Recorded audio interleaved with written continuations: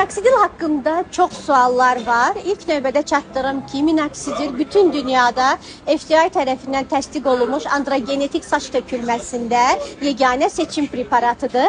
Amma minoksidili bəzi nüanslarda etmək olmaz.